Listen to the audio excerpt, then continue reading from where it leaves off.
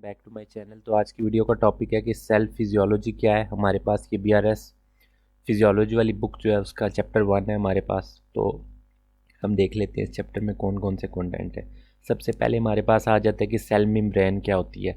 जैसा कि आप सबको पता होगा कि जब भी कोई सेल वगैरह उसकी जो आउटर कवरिंग होती है उसे हम बोलते हैं सेल मेम्ब्रेन। अब उस आउटर कवरिंग का फ़ायदा क्या होता है हमारे पास, तो ये हम आगे चल के पढ़ेंगे। सबसे पहले हम देख लेते हैं कि इसकी कंपोजिशन क्या है हमारे पास।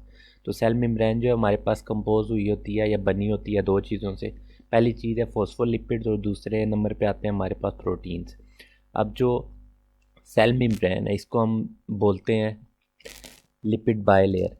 अब इसमें इसको लिपिड बायलेयर क्यों बोलते हैं तो ये हम देख लेते हैं। तो सबसे पहले क्या है कि phospholipids have a glycerol backbone which is the hydrophilic end and a two fatty acid tails which are hydrophobic। तो हमारे पास जो फॉस्फोलिपिड्स हैं सबसे पहले हम उसकी बात करेंगे कि फॉस्फोलिपिड्स जो है हमारे पास वो दो तरह से होते हैं। एक जो है वो जो उनका एक जो है वो है हाइड्रोफिलिक है, एक एंड जो है इनका, और दूसरा एंड जो है हमारे पास वो है हाइड्रोफोबिक। अब इन दोनों में हमारे पास फ़र्क क्या होता है। जो कि हाइड्रोफिलिक है ये वाटर सोलूबल है। कोई भी ऐसी चीज़ जो वाटर सोलूबल है वो इजीली इससे क्या करती है हमारे पास पास कर जाती है, जो कि हमारे पास हेड पोर्शन है। इसके अलावा कोई भी ऐसी चीज़ है जो कि वाटर इनसोलूबल है वो इससे पास नहीं करेगी, जो कि हमारे पास कौन सा टेल का पोर्शन है। अब जो हमारे पास बैकबोन जो है वो किसकी बनी हुई है, वो है ग्लाइसरोल बैकबोन है। और जो फैटी एसिड्स हैं उनसे मिल के हमारे पास क्या बनी हुई है, टेल। और ये कितने फैटी एसिड्स हैं, 2 है। तो इस पे हमारे पास जो है इंपॉर्टेंट एमसीक्यूज आ जाता है कि जो बैकबोन है हमारे पास किससे मिल के बनी हुई है, तो वो हमारे पास किससे मिल के बनी है, ग्लाइसरोल के साथ। ठीक है, तो इससे आगे आप चलते हैं। The hydrophobic tell face each other and form of bilayer. अब बायलेयर ये किस तरह बनती है कि हमारे पास जो हेड है इसके साथ टेल आ जाती है, फिर ये दूसरी टेल जो है वो इस तरह आपस में एक दूसरे के क्या, इनका मुंह जो है एक दूसरे के आमने सामने होता है, जिसको यहाँ पे इन्होंने लिखा हुआ है कि tails face each other and form a bilayer. अब आपको पता चल गया होगा कि इसे बायलेयर क्यों बोलते हैं, क्योंकि ये दो दो हैं हमारे पास जो है इनसे मिलके बनी होती है ये एक लेयर। ठीक है, अब लिपिड सोलुबल सब्सटेंसेस जो है हमारे पास, ऐसे सब्सटेंस जो इजीली जो है हमारे पास पास कर जाते हैं। लिपिड अगर कोई इस तरह है जो लिपिड सोलुबल सब्सटेंसेस हैं वो इससे इजीली हमारे पास पास कर जाते हैं। जैसा कि हमारे पास इन्होंने एग्जांपल में दिया हुआ है ऑक्सीजन, कार्बन डाइऑक्साइड और स्टीरॉयड हार्मोन्स। ये हमारे पास इंपॉर्टेंट एमसीक्यूज है। ये क्या करते हैं, ये क्रॉस करते हैं cell membrane because they can dissolve in the hydrophobic lipid bilayer. अब हाइड्रोफोबिक लिपिड बाइलेयर हमारे पास कौन सा पोर्शन था, ये हमारे पास था फैटी एसिड्स वाला, जो कि टेल पोर्शन था। ठीक है, इसके अलावा वाटर सोलुबल सब्सटेंसेस कौन कौन से हैं हमारे पास, जो कि हैं सोडियम है, क्लोराइड है, ग्लूकोज है और वाटर है। ये क्या करते हैं, ये can't dissolve in the lipid of the membrane but may cross through water filled channels. अब ये वाटर फिल्ड चैनल जो हमारे पास सेल मेम्ब्रेन के ऊपर प्रेजेंट होते हैं उनके थ्रू ये क्या करते हैं, ट्रांसपोर्ट इनकी हो सकती है, या जो वाटर पोर्स है हमारे पास उनके थ्रू भी, और may be transported by carriers. अब हमारे पास कैरियर मीडिएटेड ट्रांसपोर्ट भी है, उसके थ्रू भी ये ट्रांसपोर्ट हो सकते हैं। अब दूसरा पोर्शन जो है हमारे पास वो है, पहला पोर्शन था फॉस्फोलिपिड्स और दूसरा था प्रोटीन। फॉस्फोलिपिड्स हमने यहाँ पे पढ़ लिया, अब दूसरा पोर्शन हम पढ़ेंगे प्रोटीन के रिलेटेड। अब जैसा कि आप सबको पता होगा कि प्रोटीन हम किसे बोलते हैं, तो मुख्तलिफ जो है हमारे पास अमाइनो एसिड्स जब मिलके एक चेन टाइप स्ट्रक्चर बनाते हैं तो उसे हम क्या बोलते हैं, प्रोटीन। अब प्रोटीन जो है हमारे पास सेल मेम्ब्रेन के अंदर जो प्रेजेंट होती है वो दो तरह से होती है, एक है इंटेग्रल प्रोटीन्स होती है, दूसरा होता है पेरिफेरल प्रोटीन। अब इंटेग्रल प्रोटीन्स और पेरिफेरल प्रोटीन का हमारे पास डिफरेंस क्या है, तो फ़र्ज़ किया ये हमारे पास एक सेल मेम्ब्रेन हम ले लेते हैं।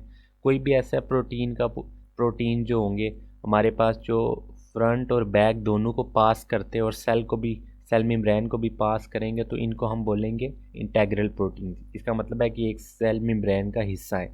इसके अलावा जो है हमारे पास पेरिफेरल प्रोटीन ऐसे जो प्रोटीन जो है हमारे पास जो कि सेल मेम्ब्रेन को तो एक तरफ से कर सकते हैं, पास कर सकते हैं कि, लेकिन दोनों तरफ से ये पास नहीं करेंगे। फ़र्ज़ क्या, ये जो है हमारे पास ये वाली लेयर और जो सेल मेम्ब्रेन वाली लेयर है इसको दोनों को पास कर रहा है, इसी तरह सेल मेम्ब्रेन वाली लेयर को इनर पोर्शन को पास कर रहा है, तो इन दोनों तरह के को हम बोलेंगे पेरिफेरल प्रोटीन। ये था बेसिक, अब हम मज़ीद आगे चल के पढ़ लेते हैं।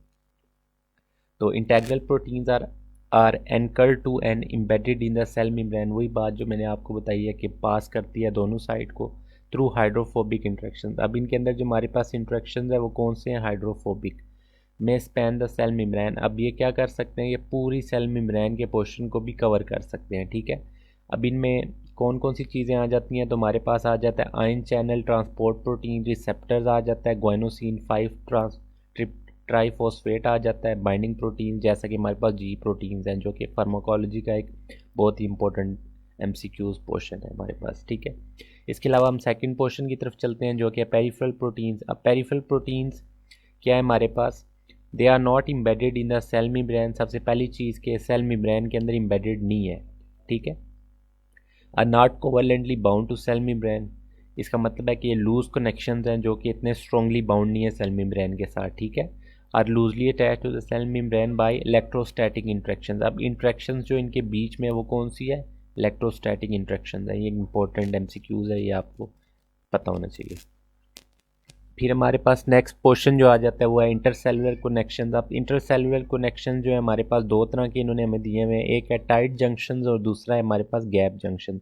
टाइट जंक्शन जिसे हम बोलते हैं जोन्यूला ओक्लूडेंस। अब ये क्या होते हैं, these are the attachments between cells open epithelial cells. अब ये दो सेल्स के बीच में जो है कनेक्शन है, ठीक है।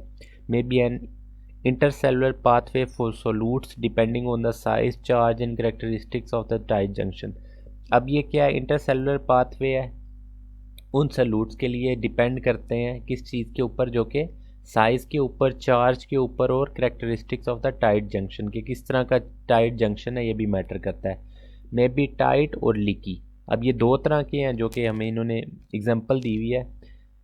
टाइट कौन से हैं, जो कि इम्परमिएबल हैं, as in the renal distal tubule. अब ये किस जगह पे प्रेजेंट है हमारे पास, रीनल डिस्टल ट्यूब्यूल के ऊपर, और लीकी चैनल्स। और लीकी चैनल्स किस जगह पे हमारे पास प्रेजेंट है, इन द रीनल प्रॉक्सिमल ट्यूब्यूल और गाल ब्लैडर के बीच में, ठीक है। तो ये दो तरह से हमारे पास टाइट जंक्शन थे, एक है टाइट और एक को हमने बोला हुआ है लीकी। अब टाइट्स जो है वो क्या है, इम्परमिएबल पोर्शन है, और जो लीकी है वो हमारे पास क्या है, परमिएबल पोर्शन है, ठीक है। इसके अलावा आ जाता है हमारे पास gap junction. Gap junction are the attachment between cells that permit intercellular communication. अब ये इनका भी काम क्या है हमारे पास, ये इंटरसेलुलर कम्युनिकेशन को अंजाम देते हैं। इसके अलावा एग्जांपल हमें इन्होंने दी हुई है, for example permit current flow and electrical coupling between myocardial cells, जैसा कि हम देखते हैं ECG में हम पढ़ते हैं। तो ये सारा जो वो पोर्शन है उसको हम इसमें कवर करते हैं गैप जंक्शंस के अंदर।